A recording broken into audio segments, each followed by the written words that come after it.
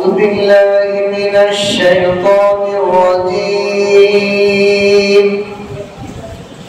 بسم الله الرحمن الرحيم.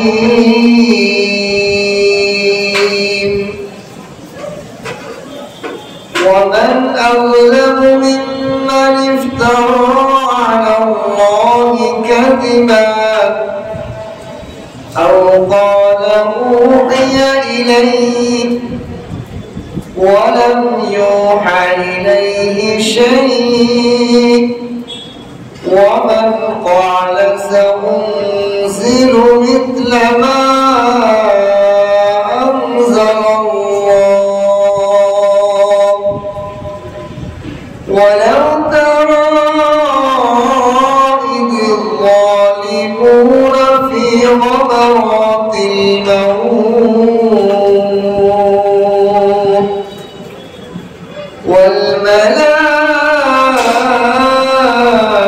والملائكة باسطوا أيديهم أخرجوا أنفسكم اليوم تجزون عذاب الهون بما كنتم تقولون على الله غير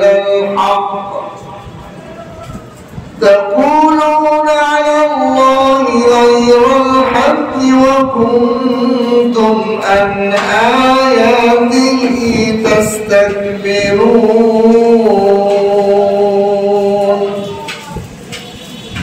ولقد جئتمونا فرادا كما خلقناكم أول مرة وتركتم ما خولناكم وراء ظهوركم وما نرى معكم شفعاءكم الذي زعمتم أنهم فيكم شركاء لقد تقطع بينكم وضل عنكم ما كنتم تزعمون صدقت يا أرحم الراحمين. بارك الله لنا ولكم في القرآن العظيم ونفعنا وإياكم بالآيات والذكر الحكيم. سبحانك لا علم لنا إلا ما علمتنا إنك أنت العليم الحكيم. ربي زدني علما ربي زدني علما ربي اشرح لي صدري ويسر لي أمري واحلل عقدة من لساني يفقهوا قولي.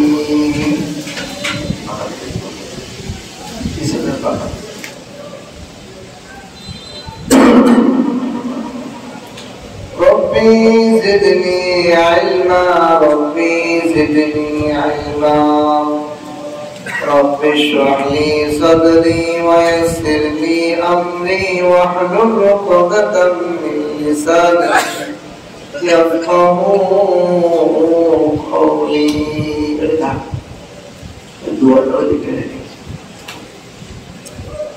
আল্লাহ তাআলা লাখো কোটি শুকর ও সুজুদ যে মহান রব্বুল আলামিন আমাদেরকে এমন এক মুহূর্তে আল্লাহর কালামের তেলাওয়াত তাফসীর শোনা আলোচনা করার জন্য বসার তৌফিক দান করেছেন। এই মুহূর্তে আল্লাহ তাআলার বান্দারা বিভিন্ন কাজে বিভিন্ন পেরেশানিতে মগ্ন রয়েছে। হাজারো মানুষ হাজার পেরেশানিতে আছে। কেউ বা ব্যবসা বাণিজ্যের মধ্যে, কেউ বা তার দুই বাচ্চাদেরকে নিয়ে মগ্ন রয়েছে, কেউ বা হাসপাতালের বেডে কাতরাইতেছে, কেউ কত পেরেশানিতে আছে। দুনিয়ার মানুষের লক্ষ কোটি পেরেশানি, সমস্ত পেরেশানি থেকে মুক্ত করে আল্লাহ তাআলা দয়া করে মায়া করে আমরা গুনাহগার বান্দা কিছু আল্লাহর ঘরের মধ্যে বসার আলোচনা শোনার আমলের নিয়ত তৌফিক দান করেছেন। এই জন্য কালিমাত শুকর আদায় করি আলহামদুলিল্লাহ। দেখেন, মানুষের সামনে যদি এখন যদি কোনো মানুষকে বলা হয় যে 5 মিনিট পরে আপনি মারা যাবেন, আপনার দুনিয়ার সব টাকা পয়সা অর্থ করি দাঁড়া পড়ে থাকবে, আপনি কোন অবস্থার মধ্যে যান, মানুষ কি বলবে? নামাজ পড়া, তেলাওয়াত করা অথবা তাফসীরের মধ্যে সে ঠিক কিনা? আমার আপনার কোন মুহূর্তে মওত হয়ে যাবে এটা জানা নেই। তা আজকে তাফসীরের মধ্যে আছে, আলোচনা আসবে একজন মানুষের সর্বোচ্চ ভালো মওত হবে কোন সময়? নামাজের মধ্যে সিজদা অবস্থায় মওত হয়েছে, ঠিক কিনা? সিজদা দেশে তার মওত হয়ে গেছে, বলেন এতে ভালো মওত হইতে পারে? অথবা তাফসীরের মজলিসে বয়ান শুনতে শুনতে তার ইন্তেকাল হয়ে গেছে। আমাদের এলাকায় গতকাল একজন মারা গেছে, আমাদের এলাকারই পরিচিত, সংবাদ আসলো সে উমরা করে আসছে গতকাল, আজকে তার মওত হয়ে গেছে। সুবহানাল্লাহ। তার উমরা যদি কবুল হয়ে থাকে, উমরার ফজিলত হলো সে মায়ের পেট থেকে ভূমিষ্ঠ হয়ে যেরকম নিষ্পাপ ওইরকম নিষ্পাপ হয়ে আসছে। আর এই অবস্থার মন মানে কি? গুণামুক্ত মন হয়েছে। এই জন্য আল্লাহ তাআলার শকর গুজার করা, আমরা নিজ গায়ের শক্তিতে এখানে আসতে পারি। হাজারো মানুষ আমাদের সাথে ওঠা বসা করে, চলাফেরা করে, তারা বিভিন্ন ওজরে বসে আছে, বিভিন্ন কাজ, কিন্তু আল্লাহ তাআলা আমাদেরকে দুনিয়ার বুকে মালিকের কিতাবের আলোচনা করা এবং শোনার মজলিসে বসার তৌফিক দান করছে। এর থেকে আর ভালো কি হতে পারে? যে মালিক 1 সেকেন্ডের মধ্যে আমার নিঃশ্বাস বন্ধ করে দিতে পারে, যে মালিক 1 সেকেন্ডের জন্য আমার ব্রেনটা আউট করে দিতে পারে, যে মালিক আমার 1 সেকেন্ডের মধ্যে আমার চোখের জ্যোতি দিয়ে দিতে পারে, 1 সেকেন্ডের মধ্যে আমার কানের শ্রবণ শক্তি নাই, আমার হার্ট আর চলে না, আমার কিডনি আর কাজ করে না, পারে কিনা? সেই মালিকের কালাম বোঝানোর মজলিসে বসতে পারা ভাগ্যের ব্যাপার থেকে আল্লাহ তাআলার শকর গুজার করে আলহামদুলিল্লাহ। সূরা আনআমে 93 এবং 94 দুইটা বড় আয়াত আমি তেলাওয়াত করেছি। আল্লাহ তাআলা যেন আমাকে এই আয়াতের ভেদ রহস্য আপনাদের সামনে সঠিকভাবে সুন্দরভাবে উপস্থাপন করার তৌফিক দান করে এবং আমাকে আপনাদেরকে সবাইকে এই আয়াতের আমলগুলো গ্রহণ করার তৌফিক দান করে, বলেন আমিন। প্রথম আয়াতে আল্লাহ তাআলা বলেন, وَمَنْ أَظْلَمُ مِمَّنِ افْتَرَى عَلَى اللَّهِ كَذِبًا। ওই ব্যক্তির থেকে বড় জালেম কে হতে পারে? আল্লাহ প্রশ্ন করছেন, কে ওই ব্যক্তির থেকে বড় জালেম আছে যে আল্লাহর উপর মিথ্যা অপবাদ দেয়? বলেন নাউযুবিল্লাহ। আল্লাহকে মিথ্যাবাদী, আল্লাহ মিথ্যা বলছে, অপবাদ দেয়, আল্লাহর উপর মিথ্যা অপবাদ রচনা করে, রটায় দেয়। এটা হলো আল্লাহ মিথ্যা বলছে, আল্লাহ মিথ্যাবাদীকে রটায় দেয় না সমাজ। একজন হলো আমি একটা মানুষ কথা বলে আমি মিথ্যা বলছি, আর হলো এই লোক তো মিথ্যা বলছে পুরো সমাজের মধ্যে ছড়ায় দেয়া, এটা হলো মিথ্যা কথা। আল্লাহ তাআলা কোরআনে কারীমের মধ্যে বলেন, ওই ব্যক্তির থেকে বড় জালেম, বড় অপরাধী আর কি হতে পারে যে আল্লাহর উপর মিথ্যা অপবাদ এটা আবার রটায় দেয়। অথবা দুইটা কাজ, অথবা সে বলে আমার উপরও আল্লাহর ওহী আসে, সে নিজের উপর দাবি করে যে আমার উপর আল্লাহর ওহী আসে, অথচ সে নবী না, রাসূল না, কিন্তু নিজে নিজে দাবি করে আমার উপর আল্লাহর ওহী আসে। ওয়ালাম ইউহা ইলাইহি শাইউন, অথচ তার কাছে কোনো জিনিসই আল্লাহ ওহী পাঠায় না। ওয়ামান ক্বালা, এবং ওই ব্যক্তি ক্বালা যে বলে সাউনজিলা মিসলা মা আনজালাল্লাহ, আরে আল্লাহ যেরকম নাযিল করতে পারে আমিও নাযিল করতে পারি, বলেন নাউজুবিল্লাহ। এবং ওই ব্যক্তি যে নিজে বলে যে আমিও আল্লাহর মতো নাযিল করতে পারি, আল্লাহ যেন ওহী নাযিল করে আমিও এর ওহী নাযিল করি, নাউজুবিল্লাহ। আল্লাহ এবার রাসূলকে বলতেছেন, ওয়ালাউ তারা, হে নবী আপনি যদি এই সমস্ত জালেমের মৃত্যুর অবস্থাটা লক্ষ্য করতেন, দেখতেন, ইযিজ যালিমুনা ফি গামারাতিল মাউত, এই জালেমরা যখন মৃত্যুর যন্ত্রণায় ছটফট করবে, ওই অবস্থাটা যদি আপনি লক্ষ্য করতেন, দেখতেন কত ভয়ানক হতো, তখন কি হতো? ওয়াল মালাইকাতু বাসিতু আইদিহিম,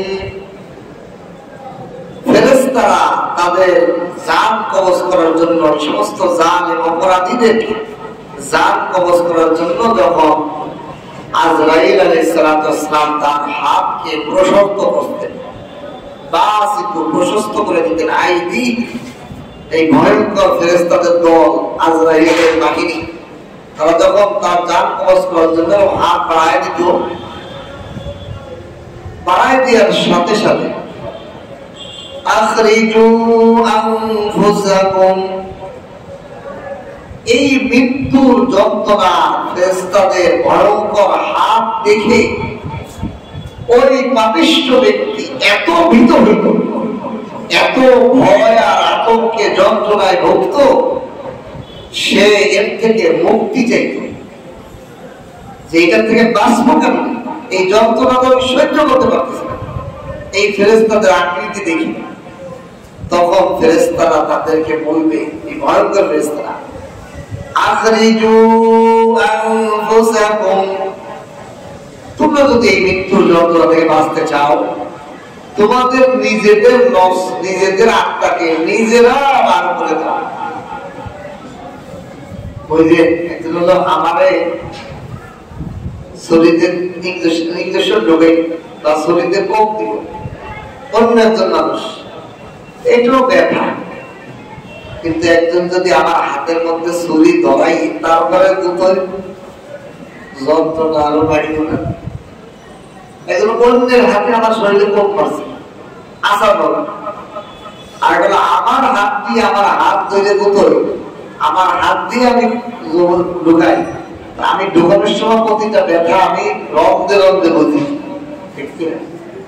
আর একজন ব্যক্তি যদি আমার শরীরে মারে, তো মারার সময় মারার পরে যে ব্যথা হয়, আর নিজে নিজে যদি শরীরে মারি, যখন যায় তখনও ওই আগের ব্যথার থেকে 10 গুণ বেশি ব্যথা হয়।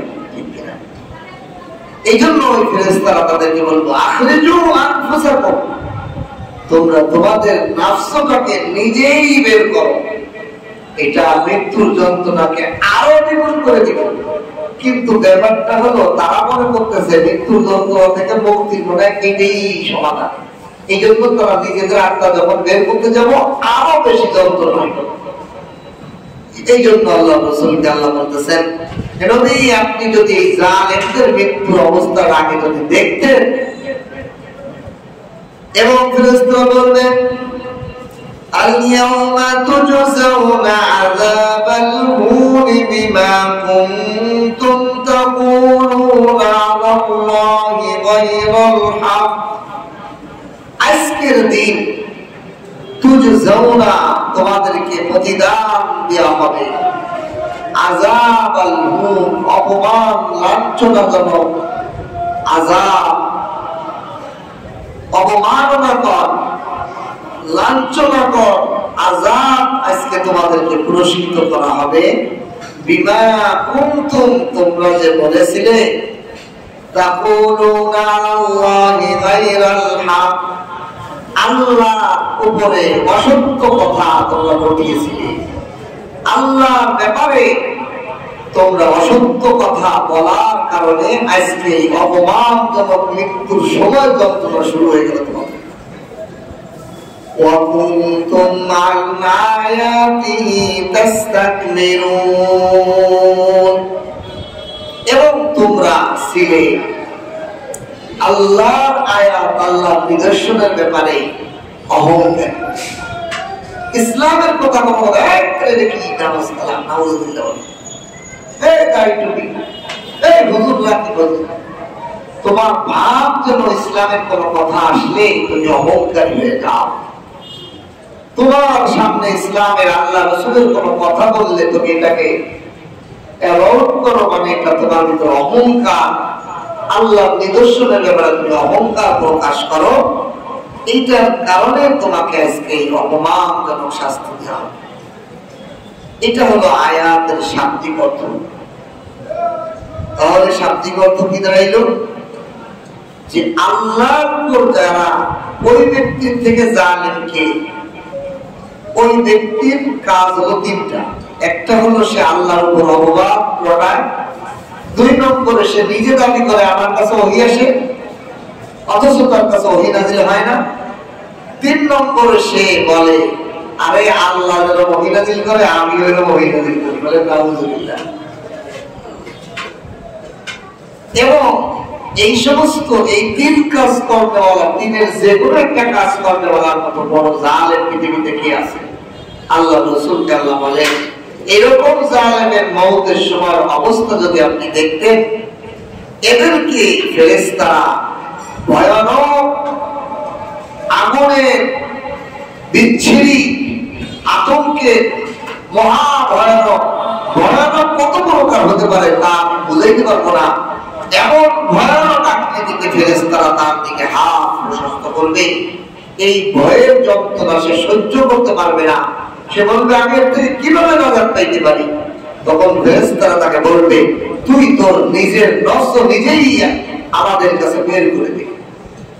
তখন তার জন্য মৃত্যুর যন্ত্রণা আরো ভয়ানক হয়ে যাবে এবং ফেরেশতারা তাকে বলবে তোমার এই আল্লাহর উপর অনর্থক কথা রটানো এবং আল্লাহর আয়াত, আল্লাহর নিদর্শনের সামনে অহংকার প্রকাশ করার কারণে আজকে দিন তোমাকে অপমান এবং লাঞ্ছনা, যন্ত্রণার আযাব প্রতিদান হিসেবে দেওয়া হবে। এই আয়াতের শাব্দিক অর্থ। এই আয়াতের আগে এই আয়াতের শানে নজুল এর কথা, আগের আয়াতের সাথে এই আয়াতের সম্পর্ক। আগের আয়াতগুলোতে গেছে যে রাসূলুল্লাহ সাল্লাল্লাহু আলাইহি ওয়াসাল্লামের কাছে মালিক ইবনে যায়িদ নামক একজন ইহুদি এসে বলেছিল হে মুহাম্মদ সাল্লাল্লাহু আলাইহি ওয়াসাল্লাম, আপনার সাথে আমি মানে একটা ঝগড়ার প্রবণতা নিয়ে আসছিলাম। রাসূল যা করবো তার মতো করবো, ঝগড়া করবো গায়ে পড়ে। রাসূলুল্লাহ সাল্লাল্লাহু আলাইহি ওয়াসাল্লাম তার উদ্দেশ্য বুঝতে পেরে তারে বলেছিলেন হে মালিক ইবনে যায়িদ, তুমি কি তাওরাতে পাও নাই যে আল্লাহ তাআলা মোটা আলেমদেরকে পছন্দ করে না? কি আলেমদেরকে পছন্দ করে না? মোটা আলেমদেরকে। তাওরাতের মধ্যে এটা আছে। মোটা মানে ওই সময় আল্লাহ পাকের কিতাব তাওরাত ইহুদিরা, বড় আলেমরা মানুষের কাছে এগুলো বইয়ে তদবির করে বিভিন্ন করে খাইয়ে দিয়ে পেট ভরি বানাইছে। এই জন্য আল্লাহ তাআলা তাওরাতের মধ্যে এই সমস্ত বিষয়গুলো নাযিল করে দিয়েছেন যে আমি মোটা আলেমদেরকে পছন্দ করি না, যে সাধক হবে। আমাকে একদিন আমার এক ফুফু বলতেছে যারা আল্লাহ সাধক হয়, সাধনা করে, আল্লাহর আধ্যাত্মিক সাধনা করে, তাদের ঘুড়ি হইতে পারে না। ঘুড়ি আসলে আরাম প্রিয় মানুষের, যে মুজাহাদা করে, সবসময় মেহনত করে, নফল নামাজ, নফল রোজা, আল্লাহর ইবাদত বন্দেগীতে বেশি কাটায়, তার ঘুড়ি হওয়া ঠিক না। আসলে আল্লাহ তাআলা আমাদেরকে সবাইকে তৌফিক দান করুন। কিন্তু আমরা দেখা যায় ভোগ বিলাসী মানে খাওয়ার দিক দিয়ে যখন খাবার সামনে আসে বসে থাকে, অতিরঞ্জিত খাই, এই জন্যই গোলাম বুড়িটা। আপনি দেখেন কোন মানুষ যদি রসুলের এই সুন্নতটা আমল করে, সন্ধ্যার পরে আর খাবে না, মাগরিবের আগে আর জলদি বেরিয়ে মাগরিবের পর পাবে। 2 নম্বর হলো রাসূলুল্লাহ সাল্লাল্লাহু আলাইহি ওয়াসাল্লাম খাবার যখন তুমি খাবে একবার নিজের পেটকে 3 বার করো, একবার খাবা, একবার পানি, আর একবার তুমি শ্বাস নিচ্ছ, যে এই শ্বাস পেটের ভিতরে ঢোকার জন্য জায়গা রাখবা আরেকবার। এটা বললাম ডাক্তারি বিজ্ঞানেরও কথা, কিন্তু ডাক্তারি বিজ্ঞান পাইছে কোথায়? এখন নবী 1400 বছর আগে পেয়েছে।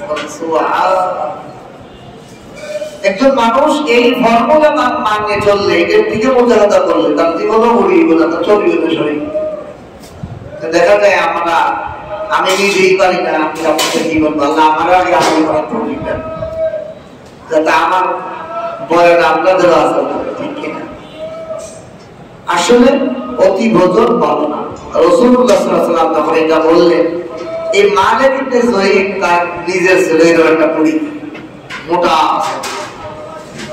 এই কারণে সে তার গায়ের উপর যে কথাটা পড়ছে না, সঙ্গে সঙ্গে সে কয় আল্লাহ কোন মানুষের উপর ওহী নাযিল করে না। কারণ তার যারা মুরিদান ছিল, ইহুদি আলেমের পিছে মুরিদান আছে, তারা কয় কি করতেছেন হুজুর, আপনার কি ঠিক আছে মাথা? আপনি যে কোনো মানুষের কাছে কোনো কিছু নাযিল করা হয় নাই, তাওরাত আল্লাহ মুসা ইসলামের উপর নাযিল করছে, যেটা আমরা প্রচার করি, এটা কি বিরুদ্ধে? নিজের কথায় নিজেই করা। এই কথাটাই আল্লাহ প্রকাশ করার জন্য বলেন, وَمَنْ أَظْلَمُ مِمَّنِ افْتَرَى عَلَى اللَّهِ كَذِبًا। অনেক মানুষের মধ্যে সবচেয়ে বড় জালেম ওই ব্যক্তি যে আল্লাহর উপর মিথ্যা অপবাদ রটায়, বলে আল্লাহ নাকি দুনিয়ার কোন মানুষের কাছে ওহী পাঠায় নাই, অথচ আদম আলাইহিস সালাম থেকে 2,24,000 প্রথম করে 1,24,000 পয়গম্বর আসছে। এতগুলো পয়গম্বর আসছে দুনিয়াতে, প্রত্যেকের কাছে আল্লাহ পাকের ওহী আসছে। নবী রাসূল ছাড়াও হাজার মানুষের কাছে আল্লাহর ওহী আসছে। মুহাদ্দিসিন ইকরাম, আকাবেররা ও মুফতিয়ান ইকরাম যারা মুজতাহিদ ইমাম, তারা অনেক ইখতিলাফ করছে এগুলো ওহী নাকি ইলহাম, এবার ইখতিলাফ আছে। তবে মরিয়ম আলাইহিস সালামের উপর ওহী আসছে, হযরত রাসূলুল্লাহ সাল্লাল্লাহু আলাইহি ওয়াসাল্লামের আম্মা জান আমিনা রাদিয়াল্লাহু আনহা ওহী আসছে। এটাকে কেউ ওহী বলছে, কেউ ইলহাম বলছে। তাহলে এই যে মানুষের প্রতি কত কিছু ওহী আসছে, আর এই মালিক ইবনে যুহাইর একবার ডাইরেক্ট অস্বীকার করলো যে আল্লাহ মানুষের প্রতি কত ওহী নাযিল করে নাই, তাহলে আল্লাহর উপর মিথ্যা অপবাদ দিল কিনা? আল্লাহকে মিথ্যা সাব্যস্ত করলো না, আল্লাহ তো ওহী দিয়েছে, অথচ আল্লাহ দেয়নি, আল্লাহর উপর মিথ্যা অপবাদ দিল। 2 নম্বর, আও ক্বালা উহিয়া ইলাইয়া।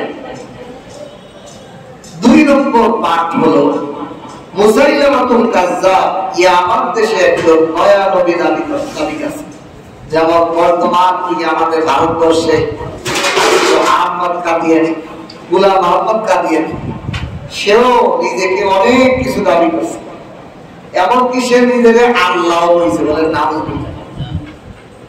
নিজেকে ঈসা মসিহ কইছে, নিজেকে নতুন নবী কইছে, ছায়া নবী কইছে। তারপরে রাষ্ট্রে কোরআনে যে ইসমুহু আহমদ, গোলাম আহমদ, আমার নাম আহমদ, আল্লাহ যে কোরআনে যে কইছে আহমদ আসলো, এই আমি সেই আহমদ। নাউজুবিল্লাহ। অথচ আল্লাহ পাক কোরআনে কারীমের মধ্যে রাসূলুল্লাহ সাল্লাল্লাহু আলাইহি ওয়াসাল্লামের পর জানাই দিয়েছেন, আপনার পরে কোন নবী আসবে না, আপনার পরে আর কোন নবী আসবে না। এই মুসাইলামাতুল কাজ্জাবের ব্যাপারে এই দ্বিতীয় অংশটা, আও ক্বালা উহিয়া ইলাইয়া, মুহাদ্দিসিন ইকরাম বলেন যে সে দাবি করছে মুসাইলামাতুল কাজ্জাব ছিল একজন গণক, সে জাদু জানত এবং গণনা জানত। সে জানার কারণে সে বিভিন্ন গোলকের মাধ্যমে বিভিন্ন কথা রচনা করে মানুষের কাছে, এটা আমার কাছে আল্লাহর পক্ষ থেকে হয়েছে। সে মানুষের কাছে কবিতা শোনাইতো, কবিতা শোনাই, কত দেখো কি সুন্দর শব্দ বলা, আমি তোমাদের কাছে এটা আমার আল্লাহর পক্ষ থেকে আমার কাছে হয়েছে, বলে নাউজুবিল্লাহ। তাফসীরের মধ্যে লেখছে কিরকম মজা, ওয়ান্নাজিয়াতি গারকা, আয়াত আছে না, বিভিন্ন জিনিসের কসম আল্লাহ খাইছে। তা সে কবিতা বানাইছে এরকম, ওই আটা পিষনেওয়ালার কসম, রুটি বানানোওয়ালার কসম, খামির বানানোওয়ালার কসম, এরকম আরবিটা বানাইছে ধাপে ধাপে। মানে এটাও আমার কাছে আল্লাহর পক্ষ থেকে হয়েছে। নাউযুবিল্লাহ বলেন। আটা বানানো, খামির বানানো, রুটি বানানো, এইগুলোর কসম আল্লাহ খাই। এই মুসাইলামাতুল কাযযাব এর ব্যাপারে আল্লাহ রাসূল সাল্লাল্লাহু আলাইহি ওয়াসাল্লামের হাদিসের মধ্যে আসছে, আবু হুরায়রা রাদিয়াল্লাহু আনহু বর্ণনা করেন, রাসূলুল্লাহ সাল্লাল্লাহু আলাইহি ওয়াসাল্লাম একদিন স্বপ্নে দেখছেন। কি দেখছেন? যে উনি স্বপ্নে দেখতেছেন সারা দুনিয়ার ধনভাণ্ডার, ওনার ধনভাণ্ডারের চাবি ওনার হাতে দিয়ে আছে। সারা দুনিয়ার সমস্ত ধনভাণ্ডারের চাবি ওনার হাতে হস্তান্তর করা আছে। রাসূল সাল্লাল্লাহু আলাইহি ওয়াসাল্লাম দেখেন এই ধনভাণ্ডার দেওয়ার পর ওনার হাতের মধ্যে দুইটা চুড়ি, স্বর্ণের দামি দুইটা চুড়ি ওনার হাতের মধ্যে পরাই দিয়েছে। এই চুড়িটা উনি স্বপ্নের মধ্যে সহ্য করতে পারছেন, অস্থির হয়ে গেছে। তখন তিনি আল্লাহকে বলতেছেন, আল্লাহ আমি এই চুড়ি সহ্য করতে পারছি। তখন আল্লাহর পক্ষ থেকে আওয়াজ হলো, হে মুহাম্মদ আপনি ফু দিন। যখন রাসূলুল্লাহ সাল্লাল্লাহু আলাইহি ওয়াসাল্লাম সঙ্গে ফু দিয়ে সঙ্গে সঙ্গে দুইটা কঙ্গল চুড়ি উদয় হয়ে গেছে। আল্লাহ রাসূল সাল্লাল্লাহু আলাইহি ওয়াসাল্লাম বলেন, আমার এই উম্মতের মধ্যে আমার যুগেই দুইজন মিথ্যা নবী দাবিদার হবে। তার মধ্যে একটা হলো মুসাইলামাতুল কাযযাব, আর এটাকে এই জন্য এই দুটোটাকেই এই যে বুদে উড়াই দিয়েছে সাহাবা ইকরামের জামাত, ওদেরকে জাহান্নামের ভিতরে হঠাই দিয়েছে, ওদেরকে হত্যা করে ফেলেছে। এই দিকে ইঙ্গিত করে আল্লাহ তাআলা বলেন, ক্বালা উহিয়া ইলাই, যে এরকম কিছু লোক আছে যারা বলে আমাদের কাছে ওহী আসে, আসলে ওদের কাছে ওহী আসে না, ওরা মিথ্যা দাবিদার। এই জন্য আল্লাহ কোরআনে বলেন, লাম ইউহা ইলাইহি শাইউন, যে অথচ তাদের কাছে কোনো ওহী আসে না, তারা মিথ্যা দাবি করে। ওয়ামান ক্বালা সাউনজিলু মিসলা মা আনজালাল্লাহ, 3 নম্বর ওই সমস্ত ব্যক্তি যারা বলে আল্লাহ যেভাবে ওহী দেয় আমি ওরকম ওহী নাযিল করি। নাউযুবিল্লাহ। এটা কার ব্যাপারে? আব্দুল্লাহ ইবনে আবি শারা। আব্দুল্লাহ ইবনে আবি শারা রাসূলুল্লাহ সাল্লাল্লাহু আলাইহি ওয়াসাল্লামের হাতে ইসলাম গ্রহণ করেছে। রাসূলুল্লাহ সাল্লাল্লাহু আলাইহি ওয়াসাল্লামের হাতে ইসলাম গ্রহণ করার পর এটাকে নবী যে গায়েব জানে না, এটাও একটা দলিল এই হাদিসটা। আব্দুল্লাহ ইবনে শারা সে ইসলাম গ্রহণ করার পর রাসূলুল্লাহ সাল্লাল্লাহু আলাইহি ওয়াসাল্লাম তাকে ওহী লেখা কাতেব হিসেবে দায়িত্ব দিলেন। লোকটা ভালো লেখক ছিল, লেখা ভালো জানে। আল্লাহ রাসূল বলল, ওহী আসলে তুমি লেখা, তুমি ওহী কাতেব। এখন এই লোকটা আল্লাহ রাসূল সাল্লাল্লাহু আলাইহি ওয়াসাল্লাম যখন ওহী আসতো কত এটা লেখো, আল্লাহ রাসূল কইতো সামিউন আলিম লেখো, সে লিখতো আলিমুন নবুব। আল্লাহ পাকের গুণ বলতাম, সামিউন আলিম মানে আল্লাহ শ্রোতা, আল্লাহ জানেওয়ালা। এর তো আল্লাহ আলিমুন, আল্লাহ খবীর। আলিমুন খবীর এর আল্লাহ অন্য কোনো গুণ বছর লিখতো। এইভাবে সে রাসূল যা কইতো তার অন্য অন্য তো লিখতো খেয়াল রাখতেন। একদিন ঘটনা ঘটনা কি হয়েছে, আয়াত নাযিল হয়েছে। কি? ওয়ালাকাদ খালাকনাল ইনসানা মিন সুলালাতিন মিন তিন। আয়াতের অর্থ হলো অবশ্যই আমি মানুষকে মাটির নির্যাস থেকে সৃষ্টি করেছি। আল্লাহ রাসূলের কাছে নাযিল হওয়ার সাথে সাথে এই আব্দুল্লাহ ইবনে আবি শারাকে বলল, লেখো। ওয়ালাকাদ খালাকনাল ইনসানা মিন সুলালাতিন মিন তিন। এটা লেখার পর সে এরপরে নিজে নিজে বানায় লাগছে। কি বানায় লাগছে? তাবারাকাল্লাহু আহসানুল খালিকিন। কতই নয় মহান যিনি, তার সৃষ্টিটা কতই না সুন্দর হয়েছে। মাটির নির্যাস থেকে এত সুন্দর মানুষ বানাইছে, সেই আল্লাহ না কত মহান, যিনি কত সুন্দর তার সৃষ্টি। তাবারাকাল্লাহ, আল্লাহ তাআলা মহান, আহসানুল খালিকিন, তিনি কত উত্তম সৃষ্টি করেছেন। এই এইটুক কথা সে এই আয়াতের পরপর নিয়ে এনেছে। লেগে ফেলানোর সাথে সাথে আল্লাহ রাসূল কয় এটাও লেখো, এটাও আয়াত, এটাও কি আয়াত। অথচ রাসূল মুখে বলেন না, এ বানায় লেখছে খাতে। এই আয়াতটুক অতিরিক্ত সে নিজে লেখছে, লেখলে রাসূল কয় এটাও রাখো, এটাও আয়াত। এখন সে গুমরা হয়ে গেছে। ও আল্লাহ যেন মহি দেয়, আমিও তো সে মহি না, আমার কথা তো মহি দেয়। অহংকার বসে বসে, তার মধ্যে অহংকার চারি বসে।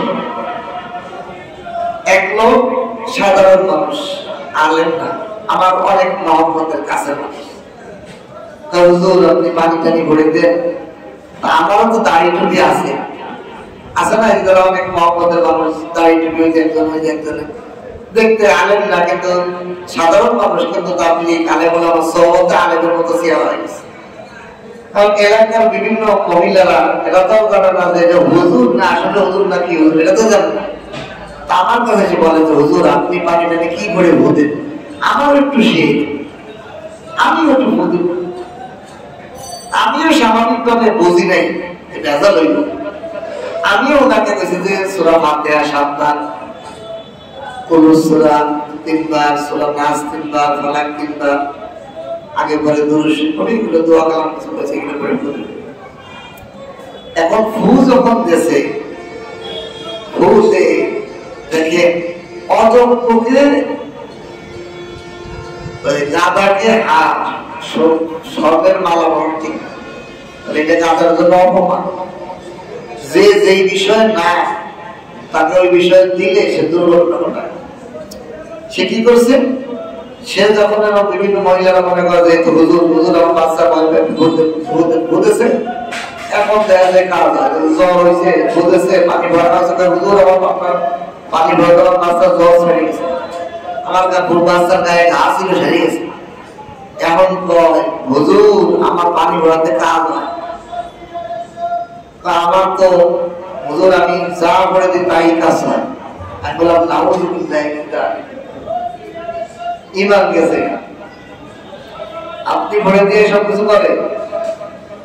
ইমানের যে 7টা শাখা আছে তার মধ্যে একটা কি ওয়াল কদরি খায়রিহি ওয়া শাররিহি মিনাল্লাহি তাআলা। এর অর্থ কি, ভালো মন্দ যাই হয় আল্লাহর পক্ষ থেকে। আমার পক্ষ থেকে যদি আমি কই আমার বুদ্ধি কাজ হচ্ছে, তাহলে আমি করছি না আল্লাহ করছে? ঈমান আছে, পরিপূর্ণ জ্ঞান না থাকার কারণে যার কারণে আমি আমার বুদ্ধি কাজ হয়, আমার বুদ্ধি কি কাজ হয়, এই ভুল কি আমার নাকি? বলে আমি যে ভোটা দিচ্ছি বাতাসটা কার? আমি যে মুখ দিয়ে ভু দিছি মুখটা কার? আমি যে চাইছে এই আয়াতগুলো দেখছি, শিখছি, মুখস্থ করছি, চোখটা কার? আমি যে কালাম তেলাওয়াত করছি এটা কার? তো সব করলো আল্লাহ, আমি কি করলাম?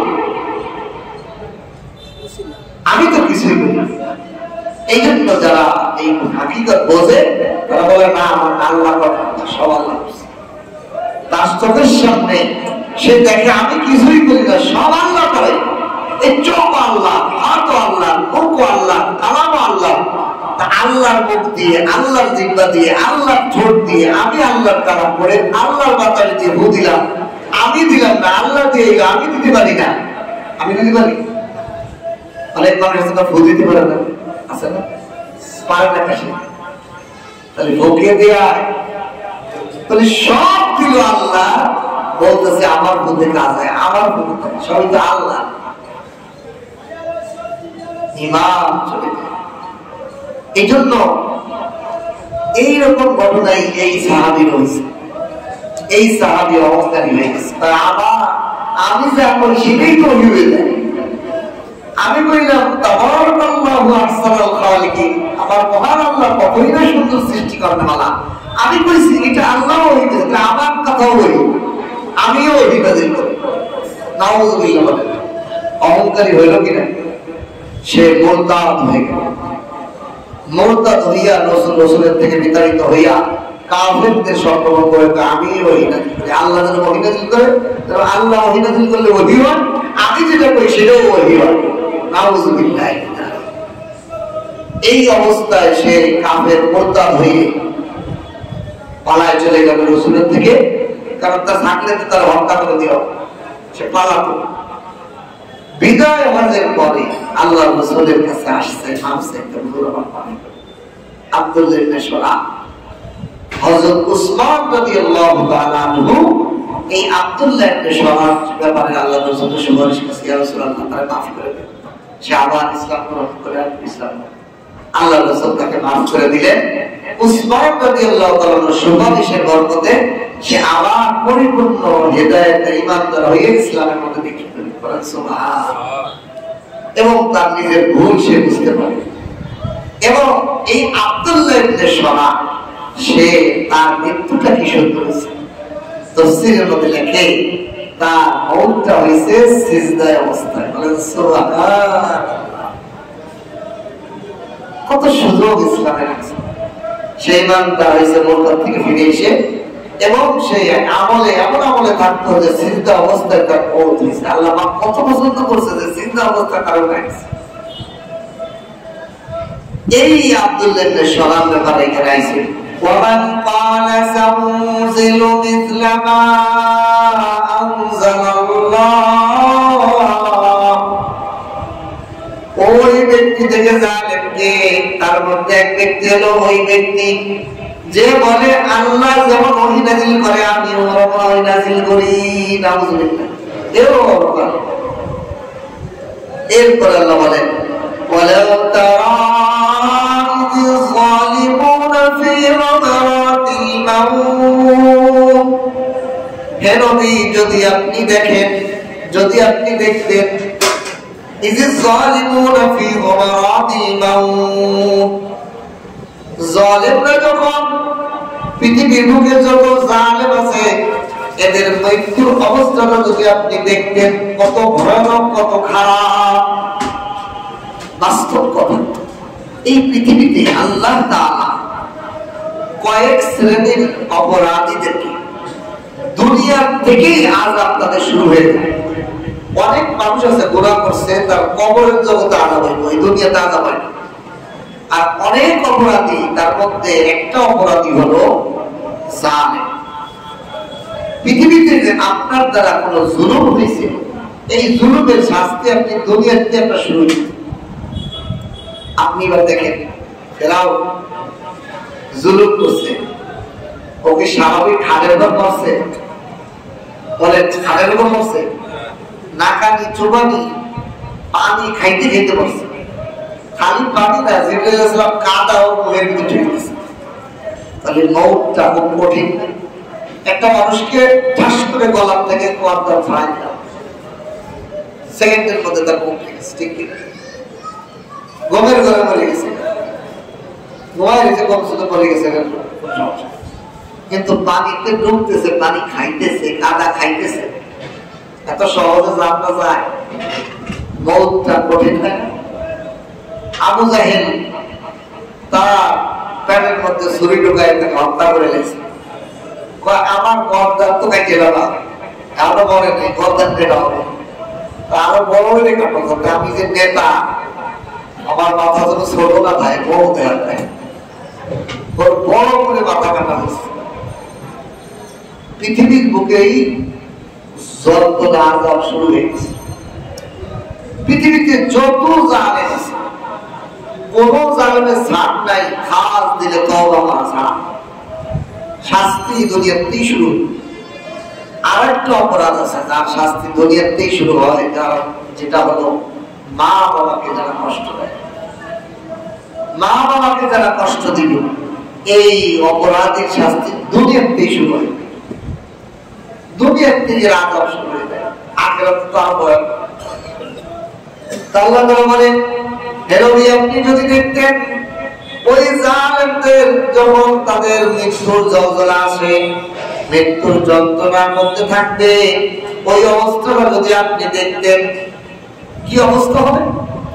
ওয়াল মালাইকাতু বাসিতু আইদিহিম, ফেরেশতারা তাদের দিকে তাদের নিজেদের ভয়ানক হাতগুলো প্রসার করে দিবে, এমন ভয়ানক আঙ্গুল, এমন উঁচা উঁচা নখ, এমন উঁচা উঁচা চোখ, চোখ দিয়ে আগুন বের হতে থাকবে, নখের গোড়া দিয়ে আগুন বের হইতে থাকবে, যার আকৃতি মানুষ কল্পনাও করতে পারবে না, এমন আকৃতি মানুষের কল্পনা দিয়েও বানাইতে পারবে না, এমন ভয়ানক আকৃতি তাদের হাত ওই জালেমের দিকে প্রসারিত করবে। তখন এই মউত, এই জালেমরা এই ভয়ানক আকৃতি ভয়ের যন্ত্রণা সহ্য করতে না করে বলবে, আমাদেরকে একটু আমাদেরকে একটু শান্তি দেন। ওই শান্তি যদি পাইতে চাও, নিজের নফসে নিজের আত্মাকে বের করো, নিজের জানকে কবজ করো। এটা তো আরো ভয়ানক। কিন্তু তারা এই ভয়ানক অবস্থা থেকে বাঁচার জন্য মনে করবে, নিজের আত্মা নিজে বার করলেই মনে হয় আমি এই ভয় থেকে বাঁচব। এই জন্য সে ওই অবস্থায় নিজের আত্মা নিজে বের করবে, আরো ভয়ানক শাস্তি থাকবে। اليوم تجزون عذاب الهون بما كنتم تقولون على الله غير الحق। আজকের দিন তুজজাউনা, তোমাদেরকে প্রতিদান দেওয়া হবে, আযাবাল হুন, অপমান। কেন? এখানে তার আকৃতির মধ্যে ভয়ানক অপদস্থতা, তার সামনে তার জাহান্নাম প্রকাশ করা হইব। এই জন্য আছে যে ইমানদার আর বেঈমান দুইজনের জান্নাতের আগে আল্লাহ তাআলা প্রত্যেকের জন্য জান্নাতও বরাদ্দ ছিল, জাহান্নামও বরাদ্দ ছিল। জাহান্নামে কাফেরদেরকে, জালেমদেরকে জান্নাতও দেখাবে, দেখো তোর লেগে এরকম জান্নাত ছিল, তুই যদি আমল করতে পাইতি। এখন আফসোস হইল, 2 নম্বর তারা দেখানো এই বলতাম জাহান্নাম, তো একটু পরে এখানে এরকম ভয়ানক অবস্থা তাকে দেখানো হবে। এই জন্য তা মানুষের অপমান অপদস্থ হইলে এমনি কিরকম করে না, এই জালেমের মৃত্যুর সময় তার চেহারার মতো হইল। আর ইমানদারের মওতের সময় হাসতে থাকবো, মনে হয় যে লাশটা হাসে গেছে।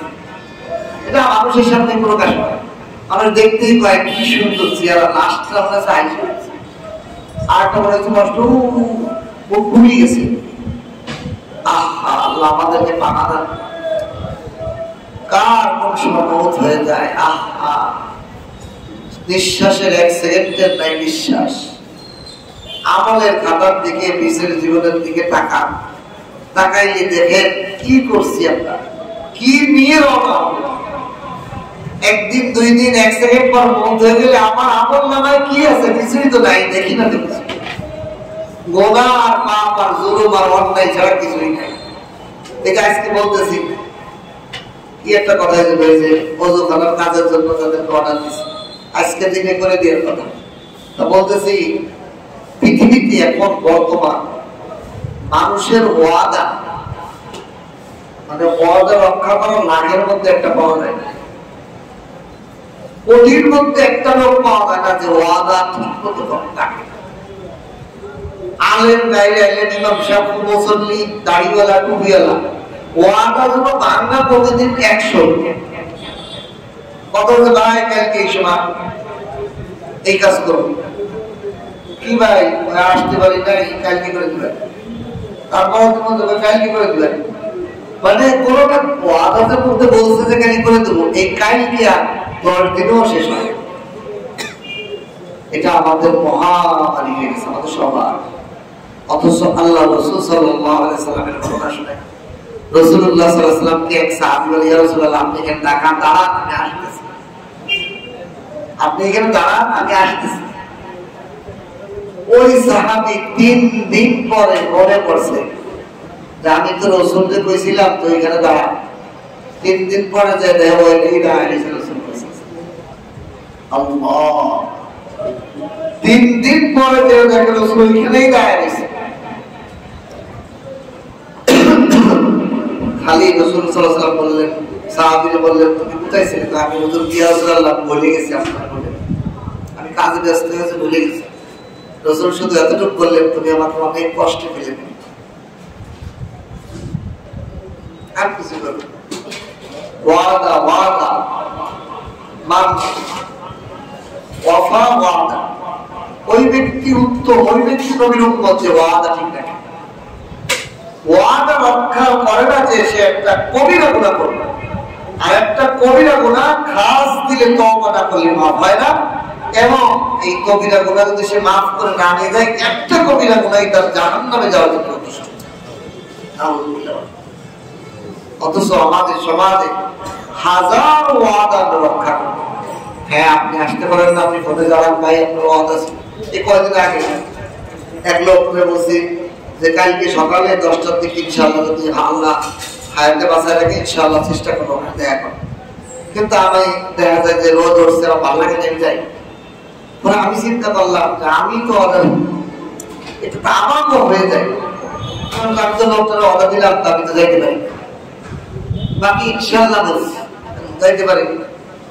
পরে আমি লোককে বললাম, পরে বলতেছে, পরে বলতে বললাম ভাই আপনার সাথে আমি অপরাধ করে রয়েছে, আপনার মাফ করে দিন, আমিও আস্তাগফিরুল্লাহ করি, আপনার সাথে ওয়াদা ছিলাম যাইতে পারি নাই, আল্লাহ আমারও মাফ করবে, আপনিও দোয়া করেন। এটা তো একটা ওয়াদা খেলাম, অথচ ওয়াদা খেলাম একটা কবিরা গুনাহ, এটা আমরা সস্তা বানাই দিচ্ছি। ওয়াদা অঙ্গীকার গুলো আমরা রক্ষাই করি। এই জন্য আল্লাহ তাআলা এই আয়াতের মধ্যে বলেন যে আল্লাহ তাআলা নিদর্শন, যারা অপমান আল ইয়াউমা তুজদাউনা আযাবাল হুনি বিমা কুনতুম, যে তাদেরকে ওই আজকের দিনে অপমানজনক শাস্তি দেওয়া হবে। কেন? তারা আল্লাহর উপর অপমান। আল্লাহ যে বলছে ওয়াদা রক্ষা করো, আল্লাহ যে মিথ্যা করো না। আমি মিথ্যা হলো কইতেছি, মানে আল্লাহর এই কথাটা আমি মানি না, আমি আল্লাহর কথাটা মিথ্যা মনে করি। আল্লাহ পাকের যে কোনো হুকুম না মানাও আল্লাহর প্রতি মিথ্যা মনে করা। কেন? কারণ আপনি আল্লাহ বলছেন তুমি আমি তোমারে বানাইছি আমি, তোমার ইঞ্জিনিয়ার মাথার থেকে পায়ের তালু করতে সমস্ত মেশিন চালাই আমি, বানাইছি আমি, পরিচালনা করি আমি, তোমার হাতে মাথা ছাড়িয়ে দিই। মাথার হাতে ছাড়িয়ে দিয়েছে যে চোখের কি ভিটামিন প্রয়োজন, তেল মোবাইল যা দরকার চোখের মধ্যে, এটা আমরা ঢোকাই। বলতে পারেন যে হুজুর আমরা খানা খাই, আরে খানা আপনি খান, খানার থেকে রিফাইন মেডিসিন বের করে দিয়ে দেন আপনি। আর খানা বানাইছে কিনা, খানা হজম করে কিনা, এর থেকে ক্যালসিয়াম ক্যালোরি বের করে এই চোখের এনে বলতো কতটুকু দরকার, কত গ্রাম দরকার, কত সেন্টিমিটার ভিটামিন প্রয়োজন। এর থেকে বেশি দিলে তো চোখ নষ্ট হয়ে যাবে, কম দিলেও সমস্যা, বেশি দিলে সমস্যা। ঠিক আছে না? আল্লাহই তো দেন, তো সব আল্লাহ করেন। আর এই আল্লাহ বলছেন মিথ্যা কথা বললো না, আমি মিথ্যা কথা কই, মানে আল্লাহ আপনি যে কইছেন ভুল কথা, ঠিক না, মিথ্যা করলে কোনো সমস্যা নেই। তাহলে আল্লাহর উপর মিথ্যা আরোপ করলাম না। আল্লাহ বলছে ওয়াদা রক্ষা করতে হবে, আমি তো ওয়াদা রক্ষা করি না, আল্লাহ আল্লাহর এই কথাটা আমি মানি না, আল্লাহর উপর আল্লাহ এটা মিথ্যা কথা বলছে, এটা ভুল কথা বলছে, এটাই সত্য, এটা কি দরকার আছে, আমি তো পাবো নাউযুবিল্লাহ। এই জন্য আল্লাহ বলেন وَكُنْتُمْ عَنْ آيَاتِهِ تَسْتَكْبِرُونَ। আরেকটা কারণে দুনিয়াতে মানুষ জালেম হয়, সেটা হলো অহংকার। অহংকারের কারণে সবচেয়ে বড় জিনিস যেটা হয়, আল্লাহর হুকুম সে মানে। 2 নম্বর হলো আল্লাহর বিধিবিধান মানে না, নবীরে মানে না, কোরআন মানে না, হাদিস মানে না, দ্বীনি কথা মানে না, উলামা ইকরামের কথা মানে না, বাপ মার কথা মানে না, বসের কথা মানে না, মালিকের কথা মানে না, যার চাকরি করে তার কথা শুনতে চায় না। অহংকার এমন ব্যাধি, অহংকারের কারণে মানুষকে জাহান্নাম নিয়ে যায়। এবার আসে অহংকার করতে আসে আগুনের প্রভাব। আগুন কোথায় থাকবো? জাহান্নাম। আল্লাহ বলল যার শরীরের মধ্যে সরিষা পরিমাণ অহংকার আছে তার এই আগুনটা আমি জাহান্নাম, আগুনের জায়গা আমি জাহান্নামে পাঠাবো, মানে তার সহজ হয় না। এই জন্য যার বডির মধ্যে অহংকারের লেশ মাত্র নাই, সে জাহান্নামে ঢুকলেও জাহান্নাম তারে পুরাইব না, সে জান্নাতি মানুষ। সুবহানাল্লাহ। এই জন্য অহংকার মুক্ত থাকা, অহংকারের সবচেয়ে বড় খারাপই হলো তাকে বেঈমান করে জাহান্নামে রেখে দেওয়া। এরপরে আল্লাহ তাআলা বলেন, ওয়ালাকাদ জিতুমুনা ফুরাদা, ও জালিমরা, পৃথিবীর মানুষেরা, তোমরা কিয়ামতের দিন অবশ্যই আমার কাছে আসবে একা একা। কেমন একা? টুপি দেখবো না, পাগড়ি দেখবো না, আত্মীয় দেখবো না, দল থাকবো না, মাল থাকবো না, এমনকি তুমি দুনিয়াতে মুসলমানি নিছিলে এই মুসলমানিও থাকবো না। আবার যখন মুসলমানি ছাড়া জন্ম নিছিলে পৃথিবীতে, ওইভাবে কিয়ামতের দিন তোমার উঠানো। কি মজার বেশি না? হুবহু আমি পৃথিবীতে যেরকম একা আইছি লেখা, আমার যদি যুবক ভাই হয়, সে আগে এসে অথবা আমার পরে এসে, আমার সাথে আসেনি, আমি একাই তো আইছি। হয় না যে যুবক বাচ্চা যুবক হয় না? কিন্তু দেখবেন একজন আগে এসে পরে এসে 2 মিনিট 5 মিনিট 1 মিনিটের পরে তো আসে কেউ। আল্লাহ যেন বলছে ফুরাদা, একাই। এই পৃথিবীতে তোমরা যেরকম কামা খালাকনাকুম আউওয়ালা মাররা, তোমাকে যখন আমি প্রথম দুনিয়াতে সৃষ্টি করে পাঠাইছিলাম একাল একটা, উলঙ্গ, মাল নাই, টাকা নাই, ধন নাই, আলেমের লকব ছিল না, প্রধানমন্ত্রীর লকব ছিল না, মন্ত্রীর লকব ছিল না, সাহেবের লকব ছিল না, কোন লকব তোমার সাথে ছিল না, ব্যবসায়ীর লকব ছিল না, চাকরিওয়ালার লকব ছিল না, তুমি একজন মানুষ হিসেবে আইছিলে, তোমার নাম ওরা কাউছিল না। ঠিক কিনা? লম্বের সাথে সাথে না পারলাম, নাম ছাড়া আইছিলে তুমি যেরকম একা খালি। ওয়ালাকাদ জিতুমুনা ফুরাদা, ও বান্দা, আমার সামনে তুমি আবার ওরকম উলঙ্গ, মান নাই, পোশাক নাই, প্যান্ট নাই, লেংটা, পাগড়ি নাই, টুপি নাই, মুসলমানও নাই, মাল, সম্পদ, পদ, পদবি কোনো কিছু নাই, একা আমার সামনে আইলা। আল্লাহ বলেন, তুমি তোমার সামনে একা আইলা, যেরকম তোমার একা সৃষ্টি করছিলাম সব সারি তুমি একাই আমার সামনে যাইলা। ওয়ারাকবল ওয়াতারাকতুম মা খাওয়ালনাকুম ওয়ারাআ যুহুরিকুম, যা তোমার আমি দিয়েছিলাম, তুমি আলেম হয়েছিলে, তুমি হাফেজ হয়েছিলে, তুমি ধনী হয়েছিলে, তুমি ব্যারিস্টার হয়েছিলে, তুমি ডাক্তার হয়েছিলে, উকিল হয়েছিলে, তুমি মন্ত্রী হয়েছিলে, এমপি হয়েছিলে, মেয়র হয়েছিলে, প্রধানমন্ত্রী হয়েছিলে, তুমি জমিদার হয়েছিলে, তুমি সাহেব হয়েছিলে, তুমি ধনী হয়েছিলে, গরিব হয়েছিলে, ধনী হয়েছিলে।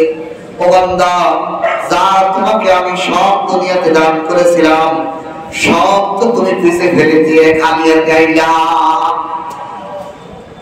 খালি হাতে আমার সামনে আইলা, সব পিছে রাখিয়া তুমি খালি হাতে আমার সামনে আর উপস্থিত হইলা। ও বান্দা, খালি হাতে আমার সামনে আইলা। ওয়ালাকাদ জিতুমুনা ফুরাদা কামা খালাকনাকুম আউওয়ালা মাররা, যেমনি ভাবে আমাকে সৃষ্টি করা হয়েছিল অমনি ভাবে আবার আমি আল্লাহর সামনে দাঁড়াইব। দিনের মধ্যে কি একবার আমি চিন্তা করি, হায় দুনিয়া দুনিয়া দুনিয়া দুনিয়া, এই মাল ওই মাল, এই ব্যবসায়ী ব্যবসায়ী, গাড়ি এই বাড়ি, কত কিছু নিয়ে চিন্তা করি, কিন্তু মালিকের সামনে আমি খালি হাতে দাঁড়াবো, কিছু কি নিয়ার নাই। আছে ভাই জিনিস, 3টা জিনিস আমার নিয়ে যাওয়ার আছে। 8টা জিনিস। 1 নম্বর হলো জ্ঞান। আমি যদি কোরআনের একটা আয়াত শিখি, এই আয়াত আমার থেকে দূর হবো না, তাহলে বোঝা যায় দুনিয়াতে আলেম হইয়া আইছে, আখিরাতে আলেম হইয়াই উঠবো। দুনিয়াতে জাহেলি শিখছে, জাহেলি নিয়ে উঠবো, আত্মার মধ্যে যেটা ঢুকবো ওটা শেষ হইব না, বডিটা নতুন হইব। বুঝতে পারছেন? যে একটা হাদিস শিখছে, একটা আয়াত শিখছে, ওই জ্ঞান সহজ নাই। এই জন্য এলেম তার সামনে হবে, এলেম কি হবে? তার সঙ্গে হবে। একটা মজার ঘটনা শোনায়। আমাদের আরবি লাইনে এই আরবি ব্যাকরণের সবচেয়ে বড় কিতাব হলো শরহে জামি। এই শরহে জামি কিতাবটা লিখনেওয়ালা আরবি ব্যাকরণের কত বড় পণ্ডিত, মহাপণ্ডিত আব্দুর রহমান জামি রাহমাতুল্লাহ আলাইহি।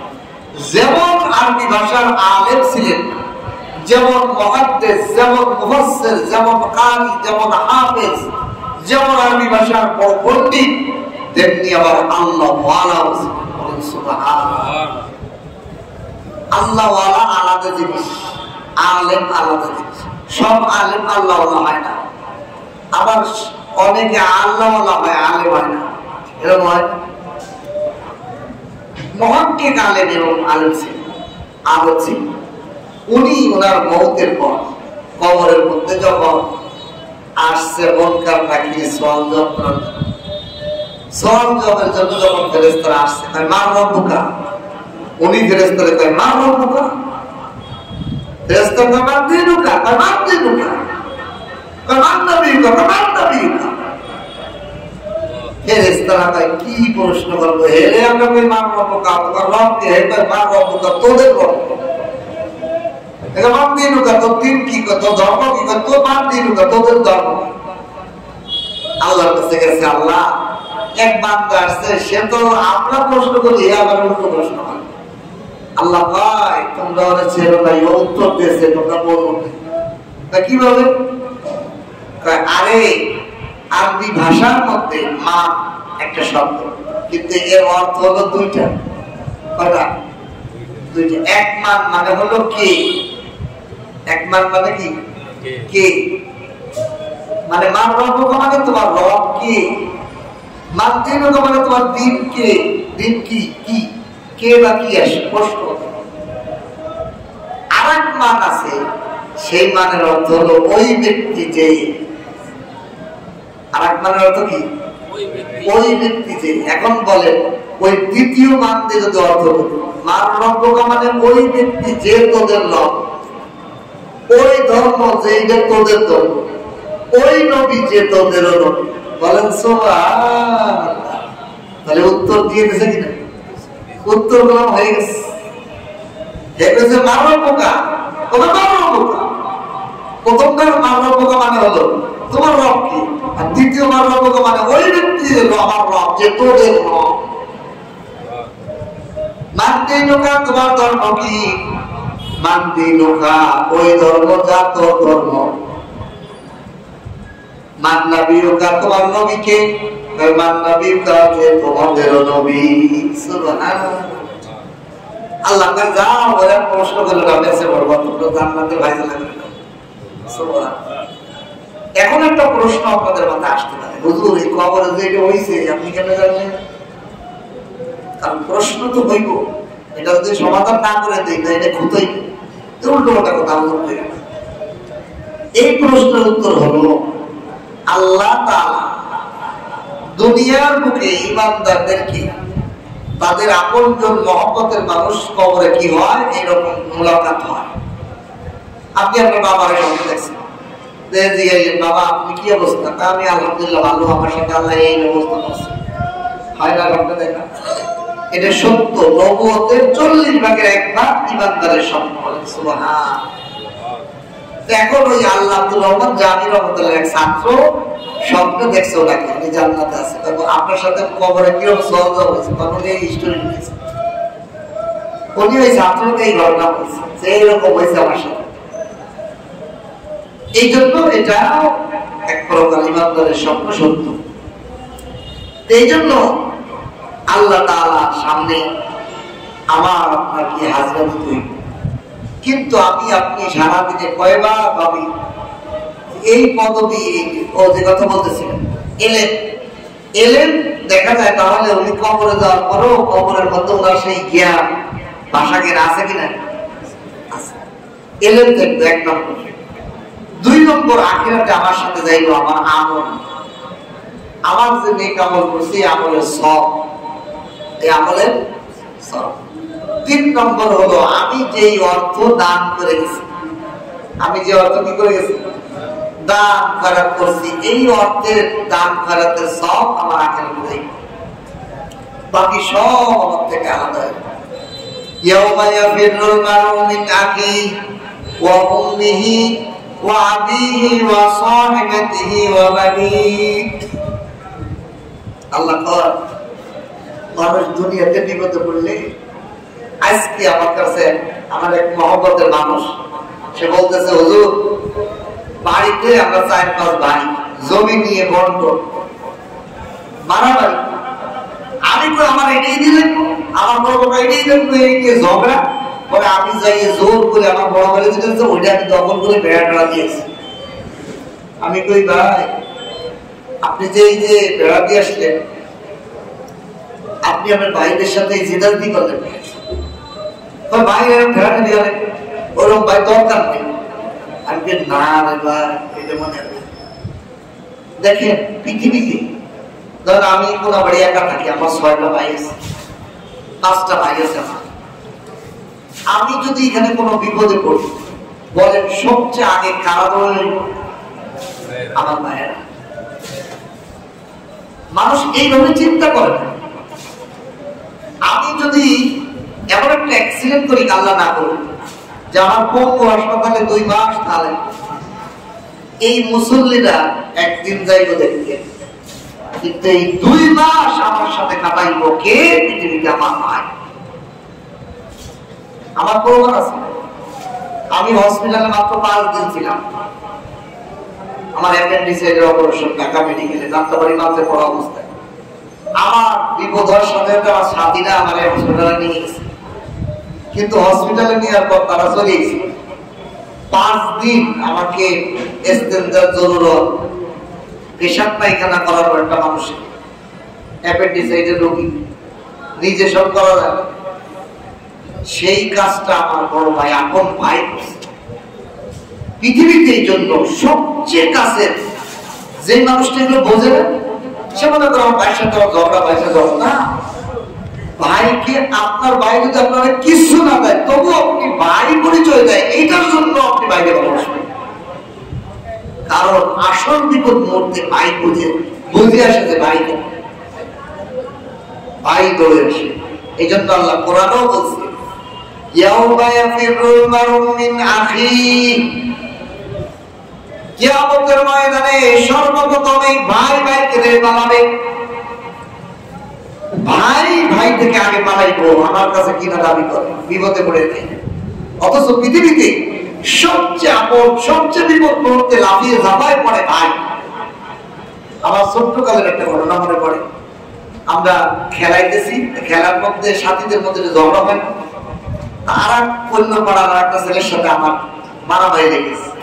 সে আমার থেকে শক্তি, স্বাস্থ্য একটু বড়। তা আমি যখন তার একটা ঘুষি মারছি, সেও আমার ধরছে, আর আমি তো ছোট, আমি তো পারি না, আমার চিন্তা বানাইছে। আমি ওই মুহূর্তে অনুভব করতেছি আমার একজন সাহায্যকারী দরকার, আর একজন যদি আমার কেউ থাকতো, উল্টো দিত, আমি একটা ঘুষি দিতে পারতাম। তখনই দেখি কি আমার যে ছোট ভাই, সে পাশেই ছিল, আমি খেয়াল করিনি, উড়ে এসে ওরে দইলে উঠবে ঘুষিতে ফেলাই দিয়ে আমরা 2 ভাই বেমার। বাকি তার কাছে মাফ চাইছি যে ভাই আগে হওয়ার পর তো বুঝছি যে আমার মনে আছে ভাই কোনো অপরাধ থাকলে মাফ করতে চাই। খেলাধুলার মধ্যে কত দুষ্টুমি করছে, 2 ভাই মিলে ওরে মারছে। এই যে আমার ভাই যে ওই দিন আমারও বুঝেছি যে আমার ভাই, আমি যে বিপদে পড়ছে, হয়তো ডাকও দিয়ে লাগে না, উড়ে এসে আমার শত্রুকে ঘুষি। এই জন্য ভাই হলো আপন, ঠিক কিনা? তো ওই যে লোক আমার বলতেছে ভাইয়ের সাথে জিদারদি করে ভাইকে গেছি, সব ভাইকে গেছি, তোকে আমার দরকার নাই। না, তুমি বলো যে ভাই তোরা সবাই তোরা পছন্দ করে থাকা বাইসে দিয়ে তোরা, তোকে বাইসে দিয়ে যেটা থাকবো আমি ওই জায়গাতে। এইবার আমি তাকে একটু বুঝাইলাম, দেখেন এই জন্য আলেমদের কাছে আসতে হয় বিভিন্ন সমস্যার। আমি বুঝাইলাম দেখেন আপনি এনে জমি আছে, এনে জমি আছে, এনে জমি আছে, 5টা জমি 5 ভাই, আপনার বাইসে ওরা নিয়ে সবচেয়ে লাস্টেরটা দিচ্ছে। আপনি ওটা চিন্তা করেন, ওই জমিতে আপনি বাড়ি করবেন নাকি আপনি কোন বাড়িতে চাকরি করতেছেন, এখানে ফ্যামিলি নিয়ে থাকবেন, এখানে থাকেন, আপনি ওইখানে বাড়ি কবে করবেন আর কবে থাকবেন কোনো নিশ্চয়তা নেই। অথবা আপনি এখান থেকে চাকরি করছেন, আর এক জায়গায় গেছেন, আর এক জায়গায় মধ্যে থাকবেন, তারপর ঠিক ওইখানে যে বাড়ি করার হবে কি থাকবেন নাকি থাকবেন, এটার কোনো গ্যারান্টি নেই। অথচ যদি আপনার ভাইকে মন রক্ষা করেন, ঈদের সময় যদি আপনি বাড়ি যান, ভাইকে ঘরে থাকতে পারবেন। ধরেন আপনি ঘর করেন না, কিন্তু আমরা সাহেব ভাইয়ের সাথে আপনি ভালো রিলেশন, আপনি বাড়িতে ঘর করতে পারেন না, বিদেশেই প্রবাসী জীবন কাটাচ্ছেন বিবেচনা, ভাইয়ের সাথে আপনার ভালো সম্পর্ক, ভাইকে আপনি স্যাক্রিফাইস করেন, ছাড় দেন, তাদেরকে আপনি ভালোবাসেন, তারাও কয় না আমার এই ভাইটা আমাকে খুব। দেখুন তারা বাড়িতে ঘর করছে, আপনি যদি ঈদের সময় 2 দিন প্রায় কেউ যান, তারা কি কইব যে আমাকে ঘরে থাকতে দেবো না? কইব বরং নিজেরা খাট ছেড়ে দিয়ে আপনাদের খাটে শুয়ে। আমার সামনে অনেক ঘটনা আছে। আপন বড় ভাই ছোট ভাই নির্বাচন ঢাকা থেকে আসছে, নিচে শুয়ে তাদেরকে খাবে শোয়। আমার ভাই ঢাকা খেয়েছে, হোক নিচে বিছানায় শুতে পারবো না, ওর অভ্যাস খাটে শোয়, ও চাকরি করে।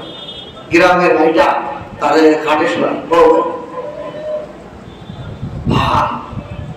এই মানুষ বোঝে না, সামান্য একটু স্বার্থে, সামান্য প্রবণতাতে আমি এলো দৃষ্টিভঙ্গি। পরে ওই লোক বলতেছে যে হুজুর আসলে আপনি তো গভীর দিকে নজর দিচ্ছেন, আমি তো অত জিনিস খেয়াল করি না, আমি তাহলে আমার ভাইদের সাথে খারাপ ব্যবহার করে লেছি, আমার তো উচিত হয়নি। ভাইদের সাথে ভালো ব্যবহার করা উচিত, ভাইদের পরিচয় দেওয়া উচিত, ভাইদের সাথে দাওয়াত দেওয়া উচিত, ভাইদেরকে দাওয়াত দিয়ে খাওয়ানো উচিত, ভাইদেরকে ঈদে গিফট দেওয়া উচিত। আলহামদুলিল্লাহ আমি চেষ্টা করি, হালকা হইল আমি এখন এতটুকু করি যে কমসে কম আমার ভাইদেরকে একটা করে লুঙ্গি দিই, ঈদে যতটুকু পাই নিজের স্বার্থ অনুযায়ী ভাইদেরকে হাতিয়ে দেয়। আত্মীয় স্বজনের হক আদায় করা, আত্মীয় স্বজনের সম্পর্ক ভালো রাখা, বন্ধুত্ব শত্রুতা আড়াইয়ে কোনোদিন মানুষ যেতে না। বন্ধুত্বের মধ্যে জয়, সেক্রিফাইসের মধ্যে, বিনয়ের মধ্যে জয়, অহংকার বেশি পাওয়ার মধ্যে ক্ষয়, জয় নেই। জোর করে এই জমিটা নিলই, ওই বাকি সাহেব ভাইয়ের সাথে কোনো সম্পর্ক নেই। ওকে বাসায় গোস্ত পাকাইলে এদের বাসায় একটু জল দিব, জল দিব, বরং এবারে আগুন ধরলে পানি মারতে যাইস না, ঠিক কিনা? এই জন্য ওই দিন এই ভাইও আমার বিপরীত হয়ে দিব, আমার আসল হলো আল্লাহ, আমার আসলকে আল্লাহর জন্য যদি আমার ভাইকে লাথি মারতে হয়, ওইরকম ভাই ছাড়তে রাজি। আল্লাহর জন্য যদি বাবাকে ছাড়তে হয়, মাকে ছাড়তে হয়, বিবি ছাড়তে হয়, ছেলে মেয়ে ছাড়তে হয়, ওই আল্লাহ আমার সবচেয়ে বড় আপন, তার জন্য সব ছাড়তে রাজি না। ওই ভাইয়ের জন্য আমার আল্লাহ ছেড়ে দিলেন না। এই জন্য আল্লাহর সামনে নির্জনে দাঁড়াই দিব। আল্লাহ তাআলা বলেন আমি যা তোমাদেরকে দুনিয়ার ধন সম্পদ ভালোবাসা মহব্বত, ভাই দিলে ভাইয়ের মধ্যে মহব্বত, বিবি স্বামীর মধ্যে মহব্বত, ছেলে বাবার মধ্যে মহব্বত, সব তো আমি দিছি, সব কোথায় ফেলে রেখে এলে? আল্লাহ প্রশ্ন করলেন কোথায় রেখে আসলে তোমার ছেলে তোমাকে এত ভালোবাসতো, সেই ছেলে তোমার আজকে জান্নাতের, আজকে আমার আদালতের সামনে তোমার কতটুকু উপকারে আসবো? তোমার ছেলে নামাজ পড়ে নাই, তোমার ছেলে হারাম খাইছে, তোমার ছেলে নেশা করছে, তোমার প্রেম প্রীতি করে বেড়াইছে, তোমার ছেলে জিনা করছে, তোমার মেয়ে জিনা করছে, ওই সন্তান তোমার কতটুকু উপকার হইবে? আজকে তুমি ধরা, তুমি তো খালি হয়ে গেছো, ওই তোমার সে কিছু করবে। এই যে আল্লাহ প্রশ্ন করেছে ওয়ামা নারা মাকুম, ও আমার বান্দা আমি তো দেখতেছি না তোমার সাথে শুফাকুমুল্লাযী জানতুম, যাদেরকে তুমি আপন মনে করেছিলে, যাদেরকে প্রতারণা করেছিলে, আন্নাহুম ফীকুম শুরাকাউ, যাদেরকে তোমরা ধারণা করেছিলে যে এই দেব দেবী আমাদের জন্য সুপারিশ করবে, এই দেব দেবী আমাদেরকে আখিরাতের জন্য সুপারিশ করবে। নজর বিন হারিস কাফের, সে বলতো এই দেব দেবী আল্লাহর কাছে আমাদের ব্যাপারে সুপারিশ করবো, আমাদেরকে নাজাত দিতে পারবে না। আল্লাহ পাক এই জন্য বললেন তুই কি আমাদেরকে না না, আমি তো দেখতেছি না তোমাদের সেই সুপারিশকারী মূর্তি দেব দেবী। কিন্তু এই আয়াতের ব্যাপকতা হলো আল্লাহ বলবেন তোমার ভাই কই, তোমার বিবি কই, তোমার সন্তান কই, তোমার মালিক কই, তোমার বন্ধু কই, যাদেরকে তুমি মনে করছো তোমার কিয়ামতের দিন সুপারিশ করে জান্নাতে নিব, কই? সব খালি করে তুমি দেখাইলা। আল্লাযীনা যাআমতুম, যাদেরকে তুমি ধারণা করেছিলে আন্নাহুম ফীকুম শুরাকা, আমি আল্লাহ যেরকম নাজাত দিতে পারি তারাও সুপারিশ করে নাজাত দিতে পারে, তারাও আমার আখিরাতের উপর তারা হয়, কই? তারা কই? লাকাদ তাকাত্তা বাইনাকুম, তাদের সাথে কি তোমাদের সম্পর্ক সব খতম হয়ে গেছে, বিচ্ছেদ হয়ে গেছে নাকি? তোমাদের সাথে কি তাদের মনোমালিন্য হয়ে গেছে? সেই দেবদেবী কই, সেই মূর্তিগুলো কই যে তোমাদেরকে নাজাত দিবে সুপারিশ করে, সেইগুলোর সাথে কি তোমাদের সম্পর্ক ছেদ হয়ে গেছে, বিচ্ছেদ হয়ে গেছে নাকি? ওয়াদাল্লা আনকুম মা কুনতুম তাজউন, নাকি তোমরা তোমাদের যে ধারণা করছিলে সেই ধারণা ভুল হয়েছে? তোমরা যদি ধারণা করছিলে যে এই দেবদেবী আমাদের জন্য আল্লাহর কাছে সুপারিশ করবো, আমরা নাজাত পেয়ে যাই, এই জন্য দেবদেবীর পূজা করি, এই দেবদেবীর প্রতি যে ধারণা করছিলে এটা মনে হয় ভুল হয়ে গেছে না? কিন্তু এখন আর উপায় নাই, এখন মঙ্গল খাও, আযাব। আল্লাহ তাআলা আমাদেরকে এই আয়াত থেকে শিক্ষা হলো কি জানেন? আমি গত জুমায় একটা পয়েন্ট নিয়ে আলোচনা করছি, আমার জীবনের উদ্দেশ্য কি? বলেন, আমার জীবনের আপনি যে জীবনে হায়াতে পাইছেন, নিজে জন্ম পেয়েছেন, মরে যাবেন, আপনার জীবনের উদ্দেশ্য কয়টা জিনিস? দুইটা। কয়টা জিনিস? আল্লাহ কোরআনে কারীমে বলতে বলেন, وَمِنَ النَّاسِ مَن يَشْرِي نَفْسَهُ ابْتِغَاءَ مَرْضَاتِ اللَّهِ, মানুষের মধ্যে কিছু মানুষ কেমন আছে আল্লাহ বলেছেন, যারা আমি আল্লাহর সন্তুষ্ট নিতে চায়। দুই নম্বর, আমান কানা ইয়ারজু লিকাআ রাব্বিহি, আমি মালিকের মোলাকাত সে চায়। তাহলে আমার জীবনের মাকসাদ হলো দুইটা।